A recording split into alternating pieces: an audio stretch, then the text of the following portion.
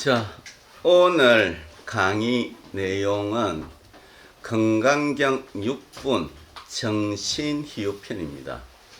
정신희유라는 것은 뜻은 뭐냐면 바를 정자에 믿을 신자, 바른 믿음은 희유하다, 바른 믿음은 드물다, 그런 뜻입니다.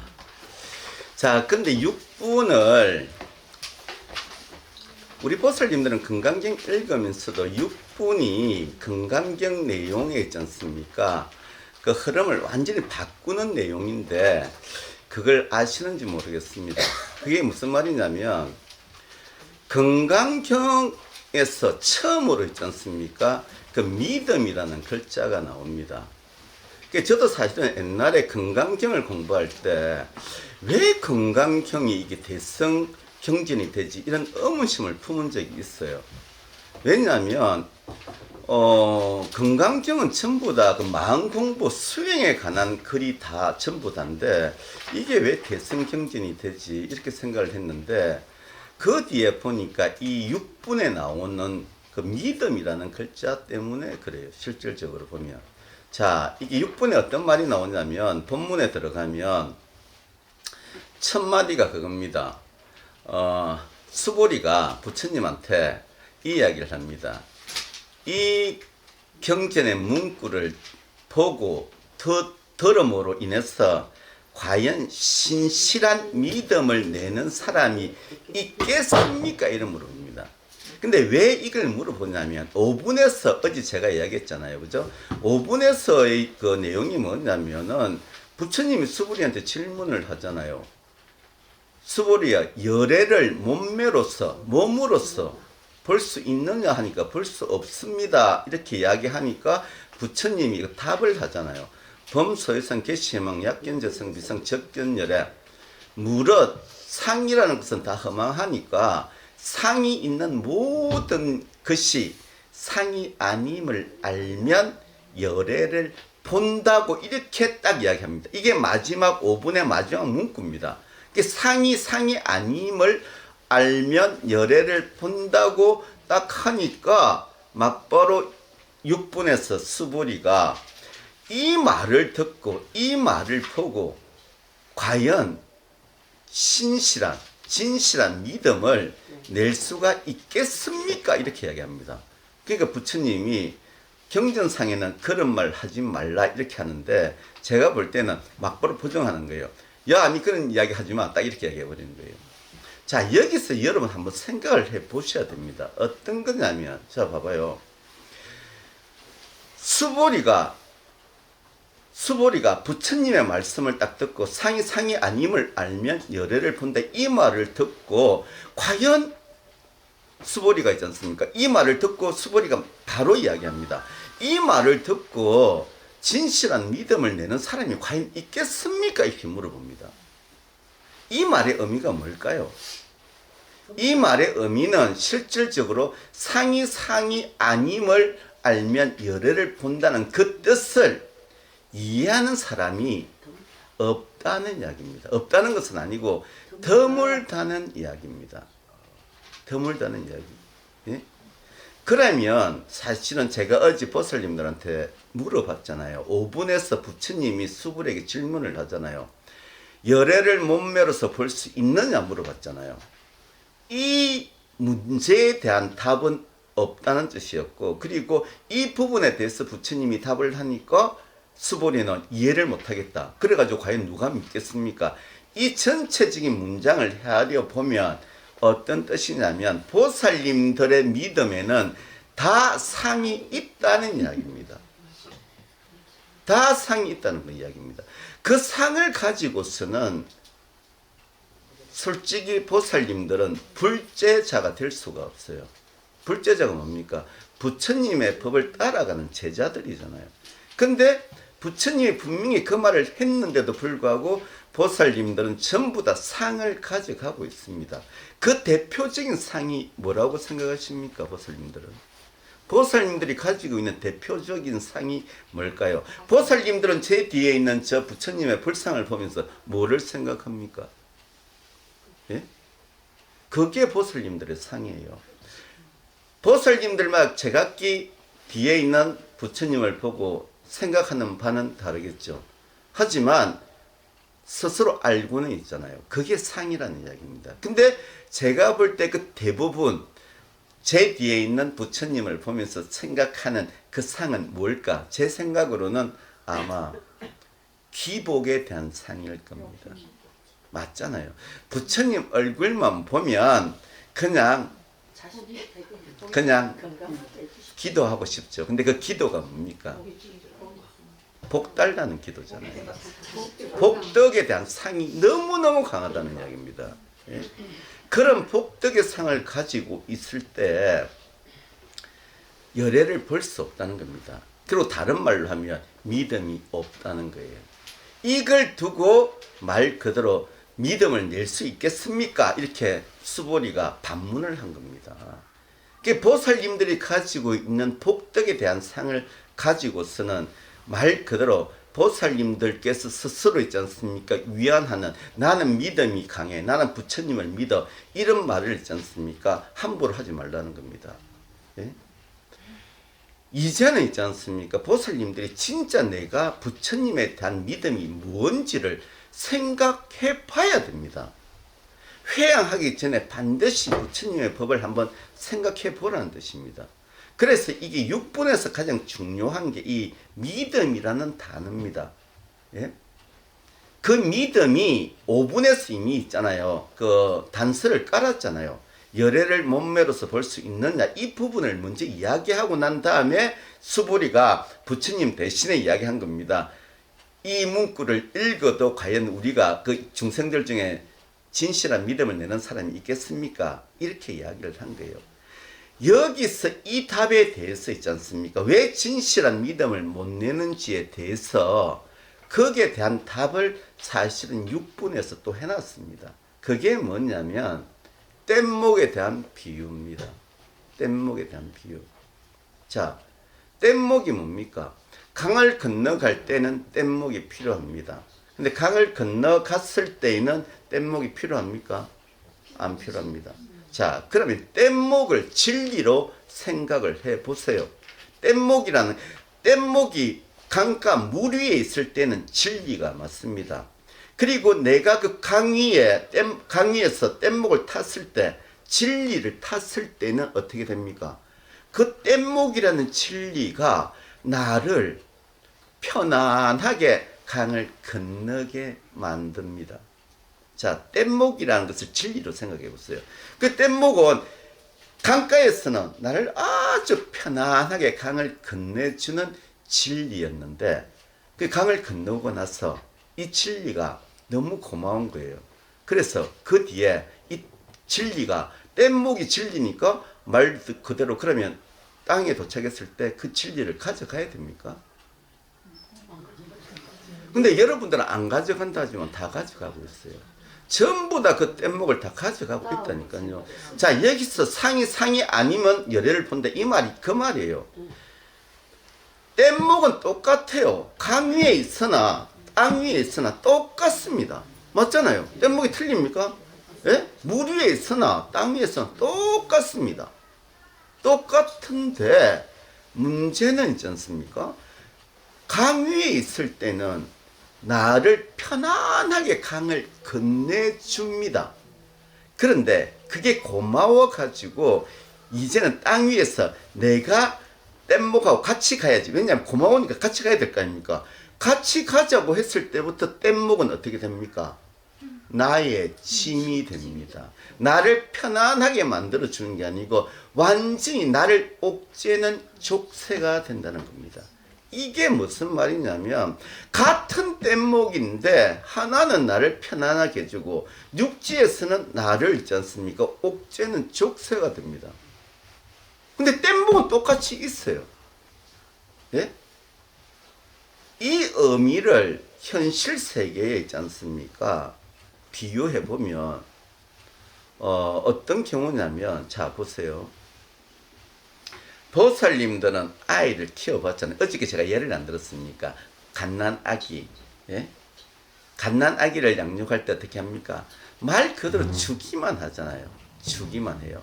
근데 똥을 싸면 또 기저귀 갈아주고 오줌 싸도 기저귀 갈아주고 아프다 그러면은 있지 않습니까? 병원 데리고 가야 되고 말 그대로 수시로 젖을 줘야 되고 그렇잖아요.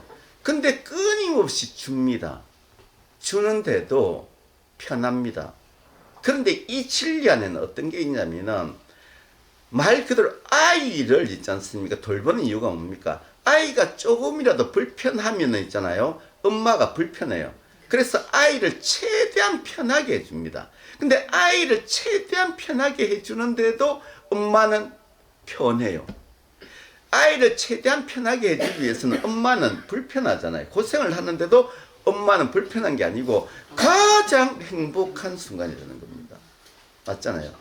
말 그대로 갓난 아기일 때는 끊임없이 줍니다. 끊임없이 주고 주도 엄마는 행복합니다. 이게 진리입니다. 맞죠? 그런데 아이가 점점점 큽니다. 그런데 아이는 솔직히 그렇잖아요. 여기 보살님들 자식이 아무리 커도 애잖아요. 맞잖아요. 커도 애처럼 보이잖아요. 항상 불안해 내보내면. 그잖아요. 예? 자, 어릴 때부터 있잖아요. 어릴 때 그 아이를 보살피던 그 마음, 우린 저 말로 사랑이라 그러죠. 자비라 그러죠. 그 사랑을 있지 않습니까? 아이가 커도 엄마들은 가져가려고 해요. 가져가려고 합니다. 그래서 엄마가 아이가 컸는데도 옆에서 자꾸 있지 않습니까? 사랑이라는 이름 하에서 보살펴 주려고 합니다. 그런데 그 보살펴 주는 그 사랑이 아이 입장에서 이제 큰 아이가 됐죠. 성인이 되었죠. 과연 그게 사랑일까요? 아니면 족쇄가 될까요? 족쇄입니다. 말 그대로 자식이라는 있지 않습니까? 그 관계는 똑같이 갑니다. 그래서 옛날에 어릴 때 주었던 그 사랑 있지 않습니까? 그걸 커서도 똑같이 주려고 합니다. 근데 어떻게 보면 그게 맞는 것 같죠. 그런데 그게 틀린 거예요. 이게 뭐냐 하면은 뗏목의 비유와 같은 겁니다. 강을 건널 때는 편안함을 줍니다. 어릴 때 아이를 돌보는 것은 아이와 내가 다 편안합니다. 근데 그러니까 땅에 도착하면 뗏목을 버려야 하듯이 아이가 크면 아이를 버려야 돼요. 그게 진리입니다. 예? 그런데 사랑이라는 상에 취해가지고 내가 살펴줘야 된다는 상을 계속 가져가는 겁니다. 예? 그게 상입니다. 예? 근데 문제는 그 상을 옳다고 생각하는 거예요. 이게 바로 있지 않습니까? 잘못된 상이에요. 예? 그래서 이게 진리라는 것은 있지 않습니까? 우리가 말하는 진리, 이 상은 어떤 의미냐면, 그래서 진리는 뭡니까? 무상한 겁니다. 우리 삼법인 세 가지 진리 중에 첫 번째가 뭡니까? 무상입니다. 모든 것은 변해간다는 이야기입니다. 예? 그 진리는 변해가는 거예요. 왜 앞에서 상이 아님을 알면 열애를 본다 그랬냐면, 우리가 진리라는 상을 가지고 있으면 진리를 못 봅니다. 어릴 때 보살펴 주는 그 진리의 상을 가지고 애가 컸어도 보살펴 주라 했을 때 아이한테도 족쇄가 되고 엄마한테도 족쇄가 되어버립니다. 그러면서 엄마와 자식 간에 갈등이 생기고 나중에 미워할 수도 있어요. 예?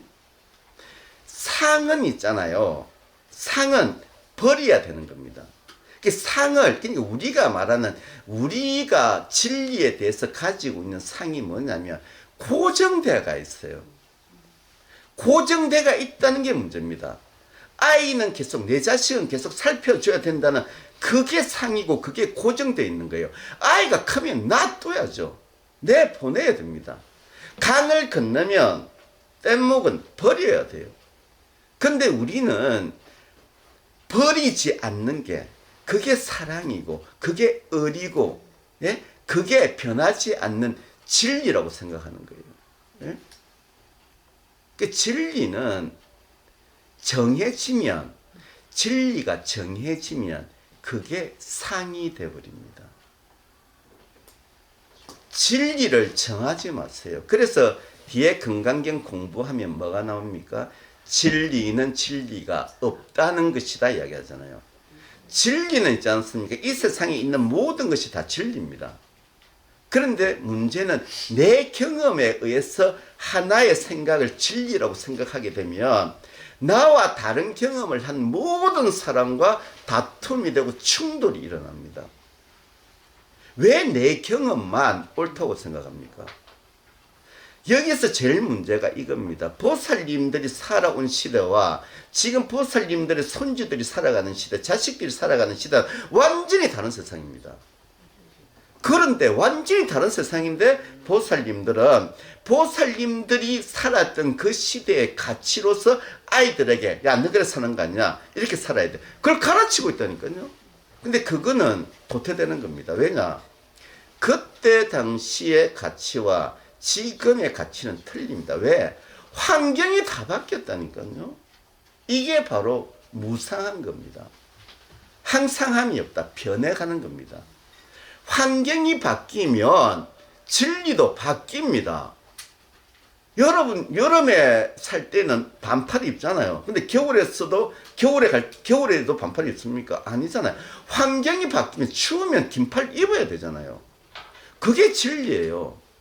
환경이 바뀌면, 그 삶이 바뀌면, 그 환경이 바뀐다는 말이 뭐냐면 사실은 그 환경에 따라서 내가 가지고 있는 상을, 기존의 상을 버려야 새로운 상을 가질 수가 있다는 겁니다.